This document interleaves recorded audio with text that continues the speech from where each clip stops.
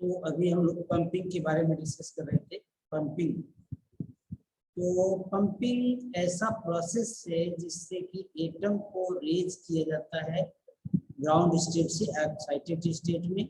ये टेक्निक है क्या, पॉपुलेशन इन्वर्जन प्राप्त करने की एक टेक्निक है। पॉपुलेशन इन्वर्जन को प्राप्त किया जाता है, तो यहाँ से पॉपुलेशन इन्वर्जन हम फाइंड आउट कर सकते हैं। यहाँ जो पंपिंग कई तरह के होता है, ऑप्टिकल पंपिंग है, इलेक्ट्रिकल डिस्चार्ज पंपिंग है, एटम कोलिजन पंपिंग है, फिर केमिकल कन्वर्जन पंपिंग है। तो यहाँ जो पंपिंग हम यूज करते हैं वो तीन तरह के पंपिंग हम यूज करेंगे, उसका एप्लीकेशन देखेंगे। एक तो ऑप्टिकल पंपिंग है। ऑप्टिकल पंपिंग में है क्या, एक हेलिकल ग्लास की ट्यूब है और उस ग्लास के ट्यूब में जेनान गैस भरा हुआ है, उसको डिस्चार्ज कराते हैं और फ्लैश, जब उसमें से फ्लैश लाइट जो फ्लैश निकलती है, मिली सेकेंड्स की पल्स निकलती है और वो एटम उसके बीच में रखते हैं, मटेरियल उसके बीच में रखते हैं, तो उसके एटम को वो एनर्जी प्रोवाइड कराता है। और जो एनर्जी जब प्रोवाइड कराता है तो वहां से एटम ग्राउंड स्टेट से एक्साइटेड स्टेट में चले, ठीक है ना। तो ये जो पंपिंग यूज होता है वो 3 लेवल लेजर सिस्टम में यूज होता है। तो ऑप्टिकल पंपिंग जो है सॉलिड स्टेट लेजर में यूज होता है और ये 3 लेवल लेजर सिस्टम में यूज होता है। 3 लेवल लेजर सिस्टम का मतलब अभी जो इधर एग्जांपल हमने दिया है, लेवल 1, 2 और 3, 3 लेवल है। तो लेवल 1 2 3 3 लेवल है, तो 3 लेवल लेजर सिस्टम इसको कहते हैं। 3 लेवल लेजर सिस्टम में कुछ ड्रॉबैक है, उस ड्रॉबैक को हटाने के लिए फिर 4 लेवल लेजर सिस्टम बना, जो हीलियम नियॉन लेजर बना। तो हीलियम नियॉन लेजर भी सिलेबस में है। तो ये optical pumping, electrical discharge pumping और एटम कोलिजन पंपिंग, ये पंपिंग का प्रोसेस है। जो पंपिंग एक प्रोसेस है by which we can achieve the population inversion in material में हम पॉपुलेशन इन्वर्जन अचीव कर सकते हैं, ठीक है ना। तो ये पंपिंग कहलाता है, ठीक है। इसके बाद से मेटा स्टेबल स्टेट हमने बता ही दिया था कि मेटा स्टेबल स्टेट जो है ग्राउंड स्टेट और एक्साइटेड स्टेट के बीच में एक ऐसा स्टेट एग्जिस्ट होता है, वहां जहाँ की उसकी लाइफ टाइम ज्यादा होती है, एटम वहाँ एक्यूमुलेट होने लगता है और एटम एक्यूमुलेट होते हैं तो मेटा स्टेबल में पॉपुलेशन इन्वर्जन होगा और पॉपुलेशन इन्वर्जन होगा तो वहाँ से लेजर एक्शन मिलने लगेगा। एक साथ 2 फोटॉन निकलेंगे, 2 से 4 8 16 32 34 28 इस तरह के फोटॉन्स बंच में निकलेंगे और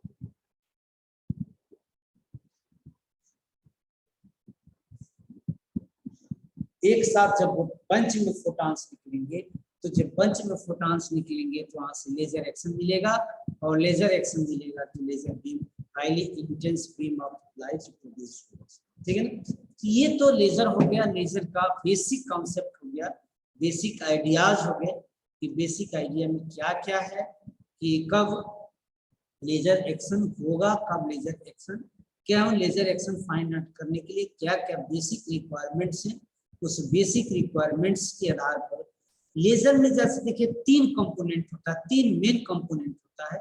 एक तो एक्टिव मीडियम जो होता है, यानी एक्टिव मीडियम जिसमें लेजर एक्शन फाइंड किया जाता है, यानी वह मटेरियल कह सकते हैं या मीडियम कह सकते हैं जिसमें लेजर एक्शन फाइंड किया जाता है, तो वो क्या कहलाता है, एक्टिव मीडियम कहलाता है। दूसरा जो है एनर्जी सोर्स है जो पंपिंग का काम करता है। और तीसरा जो है ऑप्टिकल रेजोनेटर जो है वो क्या है, इंटेंसिटी को बढ़ाता है, इफिशियंसी को बढ़ाता है, वो ऑप्टिकल रेजोनेटर। तो 3 मेन कंपोनेंट है लेजर के, 3 मेन कंपोनेंट है। इसको आप ऐसे देख सकते हैं, विद फिगर इसको हम लोग देख सकते हैं। तो main component of laser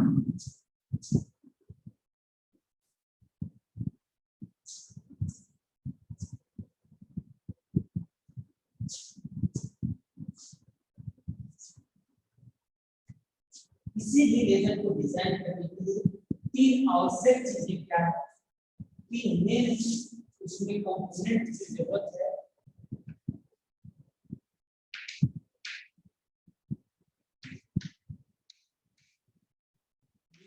component of laser. Laser के तीन मेन कंपोनेंट क्या है? एक जो है एक्टिव मीडियम, दूसरा एनर्जी सोर्स,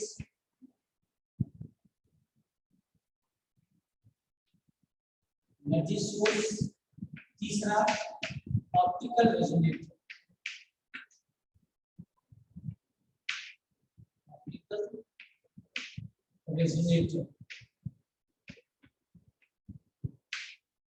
एक्टिव मीडियम क्या है? ये जो है जिसमें लेजर एक्शन फाइंड किया जाता है, इसमें लेजर एक्शन होता है। वो मटेरियल जो है मटेरियल क्या कहलाएगा? एक्टिव मीडियम कहलाएगा। ठीक है, तो जिस मटेरियल में लेजर एक्शन फाइंड होता है वो एक्टिव मटेरियल होता है। ये क्या करता है? एनर्जी सोर्स, ये पंपिंग का काम करता है, कंटीन्यूअस एटम को ग्राउंड स्टेट से पंपिंग का काम करता है। ऑप्टिकल रेजोनेटर जो है इंटेंसिटी को इंक्रीज करता है, इंटेंसिटी इंक्रीज करता है। ऑप्टिकल रेजोनेटर पंपिंग, यानी तीन मेन कंपोनेंट है ऑप्टिकल रेजोनेटर। इसमें क्या है? इसमें दो ग्लास प्लेट होता है, दो मिरर होते हैं। दो मिरर इस तरह अरेंज किए जाते हैं कि बार-बार मिरर में क्या रिफ्लेक्शन हो, जिससे कि इंटेंसिटी इंक्रीज हो जाए। इसमें दो मिरर, इस तरह के दो मिरर लेते हैं। ये कॉन्केव मिरर भी हो सकता है या इस तरह के भी मिरर हो सकते हैं। दो मिरर का कॉम्बिनेशन है ऑप्टिकल रेजोनेटर जो है, दो मिरर का कॉम्बिनेशन है। अब यहाँ इसमें बीच में एक्टिव मीडियम है, यहाँ एक्टिव मीडियम है। अब यहाँ से एनर्जी सोर्स से अब ये लेजर एक्शन फाइंड होगा, बार-बार इसमें रिफ्लेक्ट होगा और रिफ्लेक्ट होने के बाद यहाँ से इसकी इंटेंसिटी बढ़ जाएगी और इंटेंसिटी बढ़ जाएगी, यहाँ से लेजर एक्शन मिलेगा। ठीक है ना, तो लेजर एक्शन मिलेगा। तो जो ऑप्टिकल रेजोनेटर है वो दो कह सकते हैं, ऑप्टिकल रेजोनेटर जो है वो दो मिरर का कॉम्बिनेशन है। टू पैरेलल मिरर हो सकते हैं या इस तरह के कॉन्केव मिरर हो सकते हैं। उसके बीच में एक्टिव मीडियम रखते हैं और इसके बीच में एक्टिव मटेरियल या एक्टिव मीडियम होगा। ये मिरर, दो मिरर है, दो मिरर्स है, दो मिरर्स का कॉम्बिनेशन है। दो मिरर के कॉम्बिनेशन में इसको हाईली इंटेंस करने के लिए ये दो मिरर लगाते हैं। बार-बार इसमें रिफ्लेक्ट होगा और क्या है, वहां से इंटरफेरेंस होगा, कंस्ट्रक्टिव इंटरफेरेंस होगा। इंटेंसिटी और मॉडिफाई होती जाएगी और इंटेंसिटी ऐसे मॉडिफाई होती जाएगी। इस मिरर को क्या होगा? सेमी सिल्वर्ड मिरर होता है। तो सेमी सिल्वर्ड मिरर है तो इसको क्या करेगा? पास करके यहाँ से लेजर एक्शन मिलेगा, इधर से लेजर लाइट, ठीक है। तो तीन मेन कंपोनेंट इसमें क्या है? एक तो एक्टिव मीडियम, दूसरा एनर्जी सोर्स और तीसरा क्या है? Optical resonator. ये तीन मेन कंपोनेंट है लेजर के। किसी भी लेजर को डिजाइन करने के लिए, तीन मेन कंपोनेंट की आवश्यकता पड़ेगी। इन तीन मेन कंपोनेंट को लेकर हम लेजर डिजाइन कर सकते हैं। ठीक है, एक्टिव मटेरियल यानी एक्टिव मटेरियल जिसमें लेजर एक्शन हम कराएंगे, दूसरा एनर्जी सोर्स जिससे हम ऑप्टिकल पंपिंग करके एनर्जी यानी एटम को हम ग्राउंड स्टेट से एक्साइटेड स्टेट में भेजेंगे और वहाँ हम एक्साइटेड स्टेट से फिर हम क्या कर सकते हैं, उसको हम पॉपुलेशन इन्वर्जन क्रिएट करा सकते हैं और पॉपुलेशन इन्वर्जन कराने के बाद हम जो लेजर बीम मिल रहा है उस लेजर बीम को फिर हम क्या करते हैं? ऑप्टिकल रेजोनेटर में रखते हैं। इसको खिसका के इधर उधर करके हम इसको इंटेंसिटी को इंक्रीज कराते हैं। इंटेंसिटी जब इंक्रीज हो जाती है यानी हाईली इंटेंस हो जाता है, ये सेमी सिल्वर्ड मिरर होता है। इधर फुली सिल्वर्ड मिरर है, इधर से क्या है? सेमी सिल्वर्ड मिरर को ये क्या करता है? ट्रांसमिट कर जाता है और ट्रांसमिट करने के बाद हमसे लेजर लाइट प्रोड्यूस होती है, लेजर बीम ऑफ लाइट हो सकती है। ठीक है ना, तो ये जो है तीन मेन कंपोनेंट है लेजर डिजाइन करने के लिए। इसको हम कैसे भी बता सकते हैं कि दो मिरर हो गया, ये दो मिरर हो गए, और तीसरा ये जो है एक्टिव मीडियम हो गया, एक्टिव मीडियम, ये दो मिरर हो गया, ये ऑप्टिकल रेजोनेटर,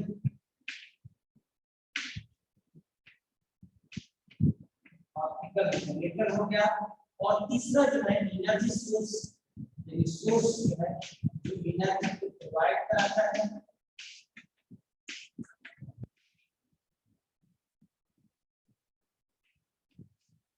एनर्जी सोर्स हो गया, तो तीन, इसके दो यानी तीन कंपोनेंट्स हो गए, एक तो एनर्जी सोर्स, एक्टिव और ये ऑप्टिकल रेजोनेटर, ये तीन मेन कंपोनेंट है लेजर डिजाइन करने के लिए। किसी भी लेजर को डिजाइन करने के लिए तीन मेन कंपोनेंट की आवश्यकता पड़ेगी। ठीक है ना, अब आपके सिलेबस में है Einstein coefficient, relation between the Einstein coefficient. तो आइंस्टीन कोफिशिएंट बहुत ही इंपॉर्टेंट है, relation between Einstein coefficient A and B. ठीक है, तो प्रोबेबिलिटी ऑफ ट्रांजिशन से आइंस्टीन कोफिशिएंट में प्रोबेबिलिटी ऑफ ट्रांजिशन पर इस पर वर्क किया, और लेजर का मेन जो कह सकते हैं लेजर का जो मेन कॉन्सेप्ट जो है वो आइंस्टीन के द्वारा ही दिया गया, स्टिमुलेटेड इमिशन।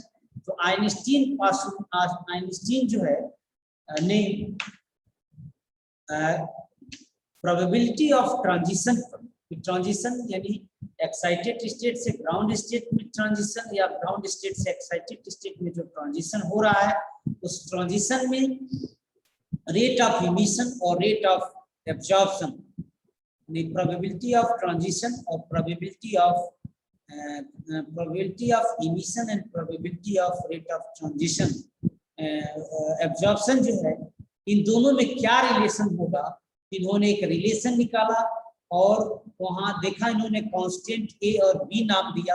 उस कांस्टेंट ए और बी का इन्होंने, इस आपके सिलेबस में है ये, तो कांस्टेंट ए और बी में क्या रिलेशन होगा और उस किस पे डिपेंड करेगा, जो रेट ऑफ ट्रांजिशन है या कोफिशिएंट है वो किस पे डिपेंड करेगा, इसको इन्होंने निकालने का प्रयास किया। ये जो परीक्षा होता था हर एक एग्जाम में ये डिराइव करने के लिए आता है Einstein coefficient, relation between Einstein coefficient. ठीक है ना, तो रिलेशन बिटवीन आइंस्टीन कोफिशिएंट जानने से पहले प्रोबेबिलिटी ऑफ ट्रांजिशन जानते हैं कि प्रोबेबिलिटी ऑफ ट्रांजिशन क्या कहलाता है। तो प्रोबेबिलिटी ऑफ ट्रांजिशन का मतलब होता है कि कहीं एनर्जी इंसिडेंट कराया जाए, किसी भी एटम पर एनर्जी इंसिडेंट कराए, और वो एनर्जी इंसिडेंट कराने के बाद एटम ग्राउंड स्टेट से एक्साइटेड स्टेट में जा रहा है, तो एनर्जी लेके एक्साइटेड स्टेट में जाने में क्या रेट है, वो रेट ऑफ ट्रांजिशन क्या, वो रेट ऑफ ट्रांजिशन किस रेट के आधार पर वो ग्राउंड स्टेट से एक्साइटेड स्टेट में जा रहा है, या कितनी एनर्जी देने पर वो कितना ले रहा है, तो ये रेट ऑफ ट्रांजिशन कहलाता है। उसी तरह से रेट ऑफ ट्रांजिशन ये क्या होगा, rate of transition of absorption हुआ ग्राउंड स्टेट से एक्साइटेड स्टेट में। उसी तरह से रेट ऑफ ट्रांजिशन जो है इमिशन का क्या होगा, rate of transition of emission. तो दो तरह के इमिशन होते हैं, एक तो स्पॉन्टेनियस इमिशन होता है, तो rate of transition of spontaneous emission निकालना पड़ेगा, और दूसरा rate of transition of stimulated emission निकालना पड़ेगा। तो इस दोनों को जोड़ेंगे तो रेट ऑफ इमिशन निकलेगा, तो टोटल रेट ऑफ इमिशन निकालना होगा। ठीक है, तो इसको फार्मूला इन्होंने नाम दे दिया, मान लिया जाए कि दो एनर्जी लेवल सिस्टम है, दो एनर्जी लेवल सिस्टम में जो N1 और N2 नंबर ऑफ एटम्स है, ग्राउंड स्टेट में N1 और एक्साइटेड स्टेट में N2 है, तो हम कैसे रेट ऑफ ट्रांजिशन निकालेंगे। रेट ऑफ ट्रांजिशन की प्रोबेबिलिटी ऑफ ट्रांजिशन कहा, तो probability of transition mathematical derivation है, ये मैथमेटिकल डेरिवेशन के आधार पर हम आइंस्टीन कोफिशिएंट ए और बी का रिलेशन निकाल सकते हैं। ए और बी क्या रिलेशन होगा, वो कैसे फ्रीक्वेंसी पे डिपेंड करेगा, ट्रांजिशन जो है फ्रीक्वेंसी पे डिपेंड करेगा, इसको हम लोग निकाल सकते हैं। तो probability of transition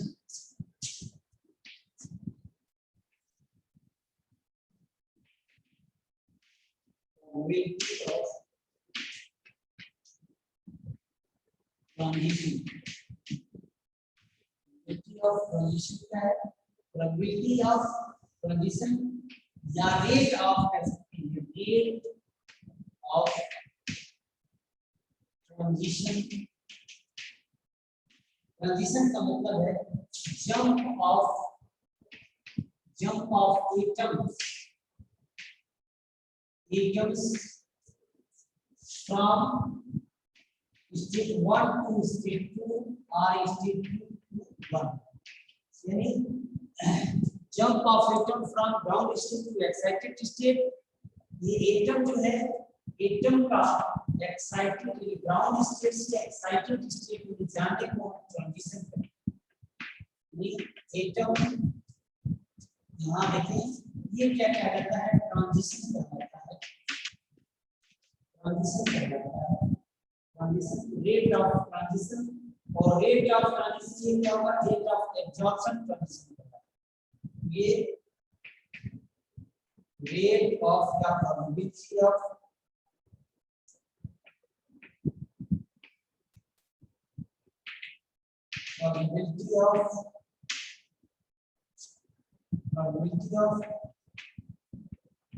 absorption of transition। absorption यानी एटम को एनर्जी यहाँ दिया गया, एटम एनर्जी को एब्जॉर्ब किया और एनर्जी लेके एक्साइटेड स्टेट में चला गया, तो ये क्या कहलाता है, ट्रांजिशन कहलाएगा। ग्राउंड स्टेट से एक्साइटेड किया और फिर 10⁻⁸ सेकंड बाद ये फिर वापस आएगा, तो रेट ऑफ ये इसको हम क्या कहेंगे, एब्जॉर्प्शन ट्रांजिशन कहेंगे, इसको इमिशन ट्रांजिशन कहेंगे। ठीक है, तो एब्जॉर्प्शन ट्रांजिशन या इमिशन ट्रांजिशन इसको कहते हैं। तो इसमें एटम यानी इसमें एटम एक्साइटेड स्टेट से ग्राउंड स्टेट में जंप करेगा, तो ये क्या कहलाएगा, ये कहलाएगा इमिशन ट्रांजिशन, और ये क्या कहलाएगा, एब्जॉर्प्शन ट्रांजिशन। ठीक है ना, तो ये दो तरह के ट्रांजिशन होते हैं, ये दोनों तरह के ट्रांजिशन जो है क्या होगा, एब्जॉर्प्शन ट्रांजिशन। दूसरा जो है इमिशन ट्रांजिशन।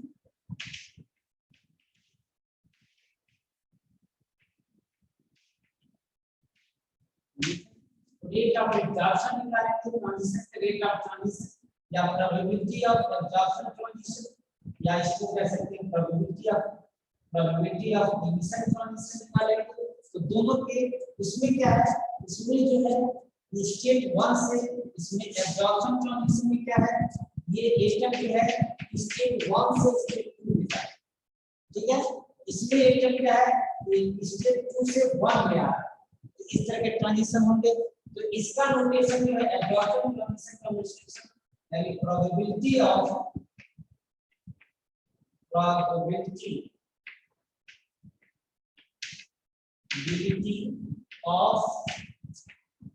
absorption transition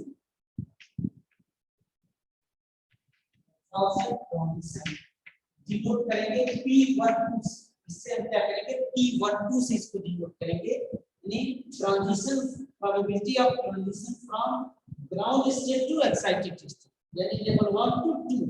ठीक है ना, तो इसको हम लोग क्या करेंगे, P12 से डिनोट करेंगे, P1 से इसको डिनोट किया जाएगा probability of absorption transition P12।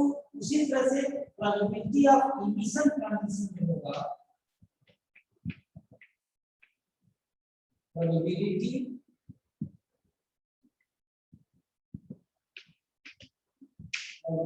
Of emission transition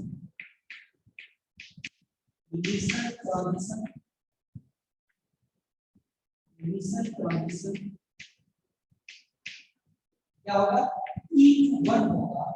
P21 इसको कहेंगे प्रोबेबिलिटी ऑफ इमिशन फ्रॉम होगा वो P21, ये ट्रांजिशन फ्रॉम लेवल 2 टू 1, ठीक है।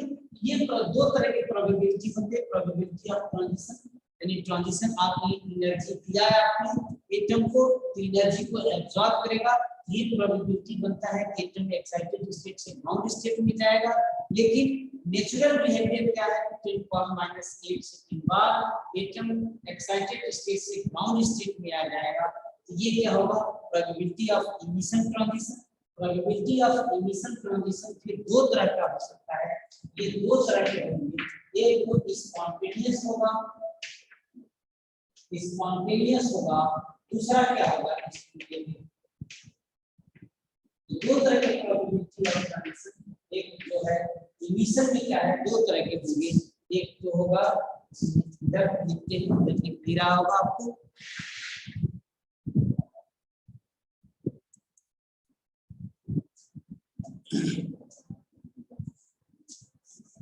ये दो तरह के इमिशन ट्रांजिशन है, तो दो तरह का होगा, एक स्पॉन्टेनियस इमिशन ट्रांजिशन और स्टिमुलेटेड इमिशन। स्टिमुलेटेड इमिशन ये दो तरह के पॉसिबिलिटी है, स्पॉन्टेनियस ट्रांजिशन भी होगा और स्टिमुलेटेड ट्रांजिशन भी होगा। तो स्पॉन्टेनियस ट्रांजिशन इसमें कोएफिशिएंट आएगा, इसमें कोएफिशिएंट आएगा, दो तरह के ये हो सकते हैं। तो यह जो है एब्जॉर्प्शन रेडिएशन या प्रोबेबिलिटी ऑफ रेडिएशन जो है इसको हम लोग देखें, तो इसको देखने के लिए दो लेवल हम ले रहे हैं, माना कि दो लेवल है N1 और N2, उसमें नंबर ऑफ एटम्स हैं, एनर्जी जो है E1 और E2 है, और उसमें जो एनर्जी इंसिडेंट कराया जा रहा है वो E2 - E1। तो absorption radiation, probability of absorption of radiation, तो probability of absorption of radiation first को देखिए, probability of absorption of radiation first, probability of absorption of radiation, तो क्या प्रोबेबिलिटी होगी, इसको मान लेते हैं P1 मान लेते हैं, ये जो है P12 लोकेशन से देखेंगे, तो P12 जो है दो एनर्जी स्टेट मानती है, एक एनर्जी स्टेट ये हो गया, इसमें 1 हो गया, ये 2 हो गया, नंबर ऑफ एटम N1 है, यहाँ नंबर ऑफ एटम N2 है, यहाँ इसकी एनर्जी E1 है, इसकी एनर्जी E2 है, यहाँ से mu इक्वल टू यहाँ से h equal to E2 minus E1, इतना एनर्जी इसके यहाँ क्या प्रोवाइड किया जा रहा है। एटम कहाँ से ग्राउंड स्टेट से एक्साइटेड स्टेट में चला जाएगा, तो यहाँ एटम था, एटम एक ग्राउंड स्टेट से एक्साइटेड स्टेट में चला जाएगा, एक्साइटेड स्टेट में जाएगा, यहाँ से न्यू इक्वल टू लिख सकते हैं E2 minus E1 upon h, ठीक है। तो यहाँ से इस फ्रीक्वेंसी से हम एनर्जी यहाँ से कौन देंगे एटम, क्या इसकी प्रोबेबिलिटी होगी इस पे डिपेंड करेगा, यहाँ यानी जो ये प्रोबेबिलिटी ऑफ एब्जॉर्प्शन जो रेडिएशन है is directly proportional to the number of atom N1, directly proportional to the and energy density of the ground state. तो एनर्जी डेंसिटी मान लें कि एनर्जी डेंसिटी जो है न्यू है, इस फ्रीक्वेंसी पर एनर्जी डेंसिटी, तो इस पर इंसिडेंट करा रहे हैं, इस ग्राउंड स्टेट पर इंसिडेंट करा रहे हैं, तो एनर्जी डेंसिटी मान लेते हैं न्यू है, तो प्रोबेबिलिटी जो प्रोबेबिलिटी 1 2 जो है 1 probability from 1 to 2 is directly proportional to the number of atom N1 and is directly proportional to the energy density, ठीक है ना। यहाँ से देखें प्रोपोर्शनलिटी कांस्टेंट हटाएं तो P1 इक्वल टू यहाँ से जाता है, यहाँ से एक कोएफिशिएंट आएगा, ये कांस्टेंट आएगा, ये कांस्टेंट रहेगा B12 N1 U, ठीक है। इसको कहते हैं Einstein coefficient for absorption of radiation, तो B12 जो है वे B12 is the Einstein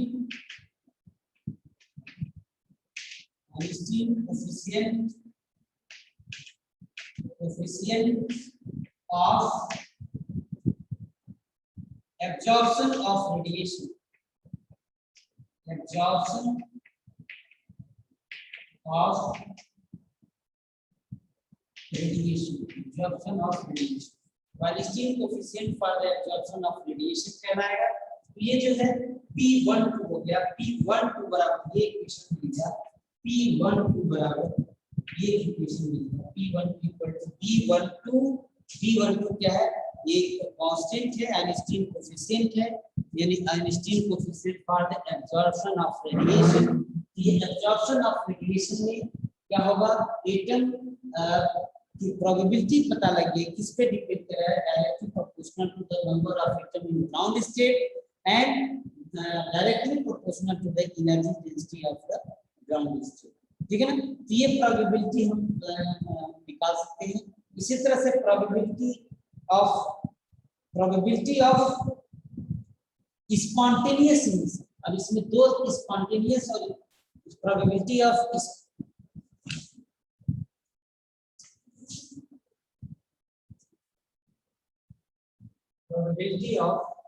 emission of radiation,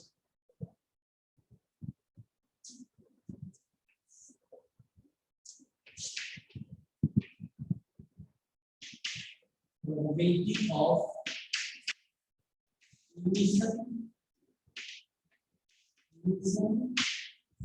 of radiation, emission of radiation, the probability of emission of radiation को इसको हम डिनोट करते हैं P1। emission कहाँ होता है, जो लेवल क्या है, लेवल 2 से। अब क्या है, इस पर हमने एनर्जी एटम एक्साइटेड स्टेट में है, एक्साइटेड स्टेट से यहाँ 1 है, ये 2 है, नंबर ऑफ एटम N1 है, ये N2 है, यहाँ एनर्जी P1 है, यहाँ एनर्जी P2 है। तो ये जो रेट ऑफ ट्रांजिशन है, ये probability of rate of transition, ये कहलाता है P12। और P12 किस पर डिपेंड करेगा, ये number of atom in excited state पर डिपेंड करेगा, और यहाँ कोई एनर्जी इंसिडेंट नहीं करा रहे हैं।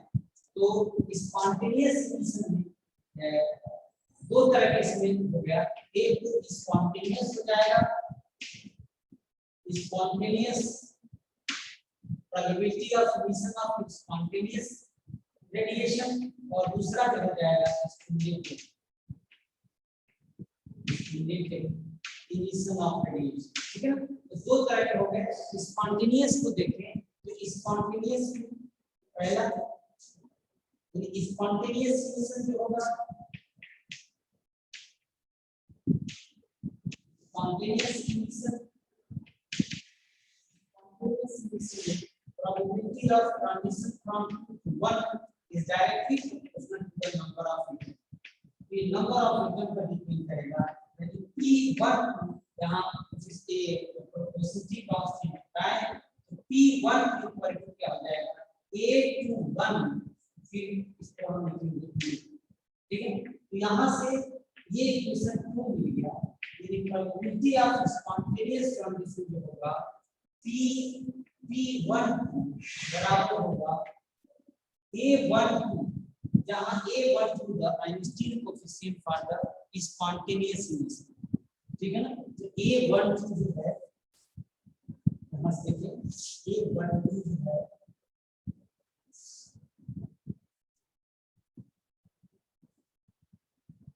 where A12 यानी P12 बराबर हो गया P1 इक्वल टू हो गया A21 यानी, ठीक है, जहां A21 जो है spontaneous emission coefficient Einstein coefficient है,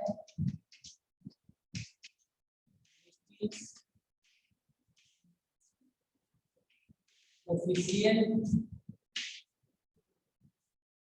आइंस्टीन कोएफिशिएंट फॉर spontaneous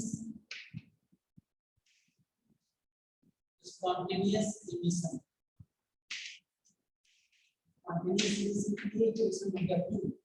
उसी तरह से probability of transition for stimulated emission, ठीक है। तो for probability of transition for stimulated emission देखा जाए तो स्टिमुलेटेड इमिशन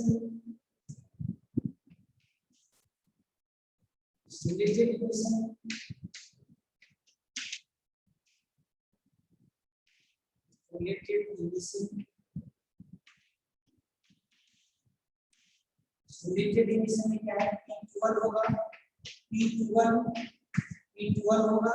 और स्टिमुलेटेड इमिशन में जा सकते हैं, एटम कहाँ है, एक्साइटेड स्टेट में है, यहाँ नंबर 1 है, नंबर ऑफ एटम 1 है, यहाँ 2 है, यहाँ E1 है, यहाँ E2 है। यहाँ एटम होगा और एटम पर यदि हम एनर्जी इंसिडेंट कराते हैं, एनर्जी यानी E2 minus E1 equal to h nu, वो हम करवा देंगे, ह्यूमन वैल्यू है, ठीक है ना। अच्छा वो वाला देख लीजिएगा, ठीक है। जो कल का प्रोग्राम है, कल का प्रोग्राम वाला आप देख रहे हैं, ठीक है ना, क्विज हो गया, क्विज हो गया है, घंटे का क्विज करा दीजिए। चलिए ठीक है। अब वो अभी तक जवाब नहीं दिए, इसका मतलब हाँ छोड़िए, कल क्विज हो जाएगा और क्विज बना रहा है राहुल, अच्छा ठीक है, उसको बस देख लीजिएगा, घंटा करके उससे बनवा दीजिए। ठीक है, बनवा दें। हाँ, क्या कि उधर का घूम रहा है सब, अभी मुझे बैठ बना उसको पोस्टर पे बनवा दीजिए, वही बच्चे चला गया। ठीक है, क्विज़ करना है। अच्छा दूसरा और मैडम को अच्छा अच्छा अच्छा ठीक।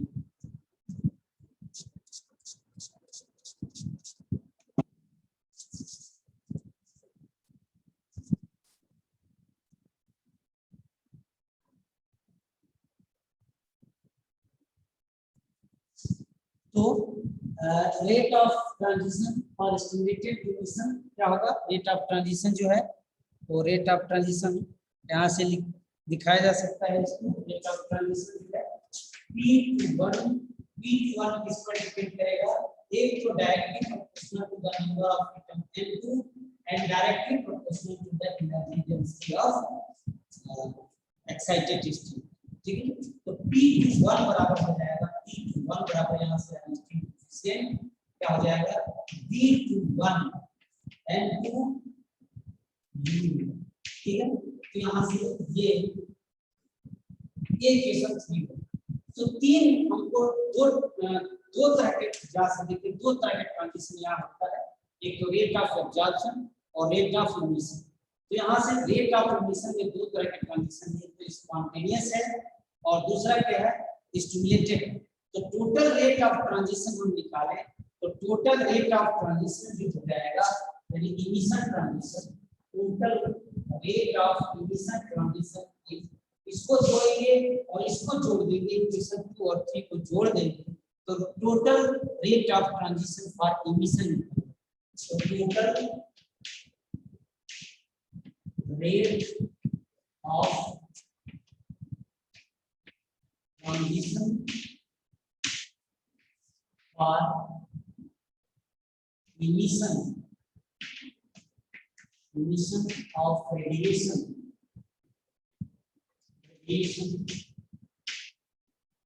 is given by P21 equal to spontaneous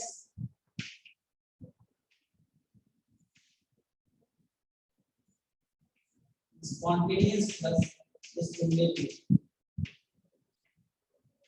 spontaneous की क्या है, ये A1 N1 प्लस स्टिमुलेटेड क्या है, B1 N2 U, ठीक है ना। ये टोटल प्रोबेबिलिटी ऑफ ट्रांजिशन जो है, total transition for emission, spontaneous emission और स्टिमुलेटेड इमिशन दोनों जोड़ देंगे तो टोटल रेट ऑफ इमिशन निकलेगा। तो total rate of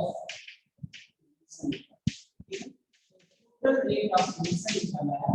total rate of absorption यहाँ दिया हुआ है, टोटल रेट ऑफ एब्जॉर्प्शन और टोटल रेट ऑफ इमिशन निकाला है और यही से आइंस्टीन कोएफिशिएंट रिलेशंस निकाले जा सकते हैं। ये आइंस्टीन, ये जो है यहाँ जस्ट देखिए, ये जो Einstein coefficient for stimulated emission है, Einstein coefficient for the stimulated emission, ठीक है ना। तो 3 आइंस्टीन कोएफिशिएंट हम लोग देखे हैं। 3 आइंस्टीन कोएफिशिएंट कौन कौन से हैं? एक तो Einstein coefficient B12 is the Einstein coefficient for absorption of radiation, और दूसरा जो है वो क्या है, A21 यानी Einstein coefficient for the spontaneous emission. तीसरा आइंस्टीन कोएफिशिएंट क्या है, B21 जो है Einstein coefficient for the stimulated emission of the radiation, ठीक है। तो 3 आइंस्टीन कोएफिशिएंट होंगे। इन्हीं तीनों आइंस्टीन कोएफिशिएंट में 2 रिलेशन मिल गया, एक तो रेट ऑफ एब्जॉर्प्शन मिल गया इक्वेशन 1, और एक इक्वेशन जो है 4th वो रेट ऑफ इमिशन के लिए इक्वेशन मिल गया, प्रोबेबिलिटी इक्वेशन 4। 2 इक्वेशन मिल गए हैं, एक इक्वेशन 1 और इक्वेशन 4। ये रेट ऑफ ये transition, rate of absorption transition हो गया, और वो क्या हो गया, रेट ऑफ इमिशन ट्रांजिशन, ठीक है ना। इसी दोनों को आइंस्टीन ने कहा कि यदि थर्मल इक्विलिब्रियम कंडीशन लिया जाए तो थर्मल इक्विलिब्रियम कंडीशन में रेट ऑफ एब्जॉर्प्शन ट्रांजिशन और रेट ऑफ इमिशन ट्रांजिशन दोनों क्या होते हैं, बराबर होते हैं, ठीक है ना। तो using the relation between the Einstein coefficient A and B, next जो है टॉपिक जो है relation between Einstein coefficient A and B, A और B में क्या रिलेशन होगा, इफ A और B में रिलेशन कैसे डिराइव कर सकते हैं। तो कॉन्सेप्ट ये है कि आइंस्टीन कोएफिशिएंट A और B में कैसे रिलेशन निकालना है। ये रिलेशन निकालने के लिए ये कॉन्सेप्ट है कि आइंस्टीन ने बताया कि थर्मल इक्विलिब्रियम कंडीशन में rate of absorption is equal to the rate of emission होता है, ठीक है ना। यदि उस पर हम बाहर से कोई आउटर उस पर हम कोई ना निकालें तो relation between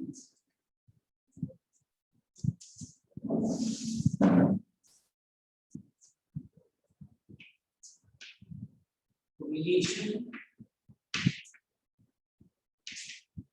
between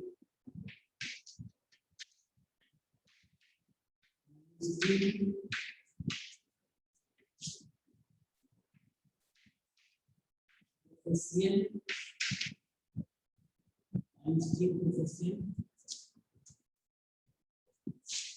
A and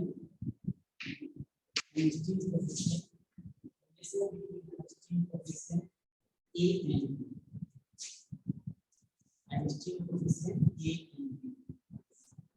A और B में जो रिलेशन है, इस A और B में कैसे रिलेशन हम डिराइव कर सकते हैं, इसको हम लोग डिराइव कर सकते हैं। क्या करना है, कॉन्सेप्ट A लेना है, at the thermal equilibrium, at the thermal equilibrium the rate of absorption transition is equal to the rate of emission transition.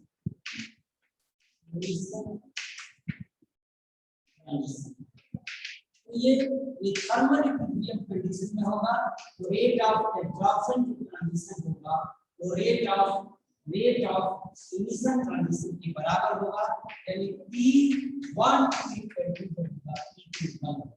यही आइंस्टीन का कॉन्सेप्ट है। आइंस्टीन के कॉन्सेप्ट के आधार पर rate of absorption transition is equal to the rate of emission transition होगा।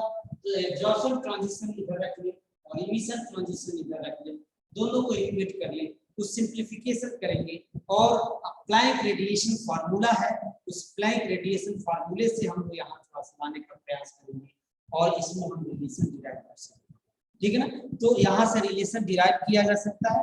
अब कैसे रिलेशन डिराइव करेंगे, probability of rate of transition from ground state to excited state और excited state to ground state, यानी P12 equal to the P21 रख लेंगे और यहाँ से आसानी से हम क्या कर सकते हैं, दोनों के बीच रिलेशन डिराइव कर सकते हैं।